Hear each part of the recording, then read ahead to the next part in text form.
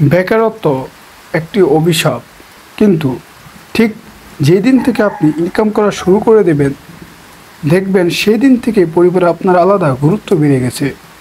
সবাই কেমন কেয়ার করতেছে, মানে অন্য লেভেলে গুরুত্ব পাচ্ছেন পরিবার থেকে।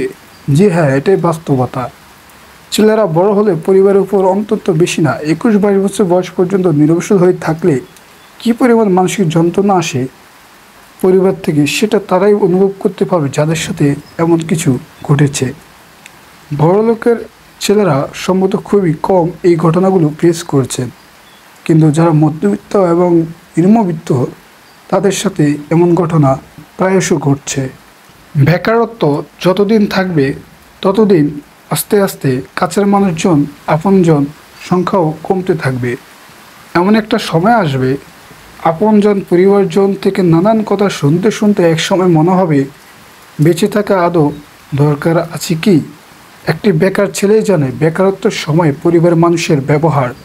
কারণ যত যাই বলুন না কেন, টাকা ছাড়া পৃথিবীতে কেন সবার আগে নিজের ঘরেই মূল্যহীন। বেকারত্ব ভালো কিছু নয়, কিন্তু যারা পরিস্থিতির শিকার তাদের থেকে মানসিকভাবে ভেঙে পড়া মানুষ আমি আর একটিও দেখিনি। কর্মসংস্থান ঠিক করে দেওয়া লোকের খুবই অভাব থাকবে, কিন্তু কাজ করছো না কেন, এত বড় হয়ে গেছো, এইসব বলা লোকের অভাব হবে না। বেকারত্বের মতো অভিশাপ থেকে বেরিয়ে আল্লাহ সবাইকে প্রতিষ্ঠিত করুক, সেই কামনাই করি।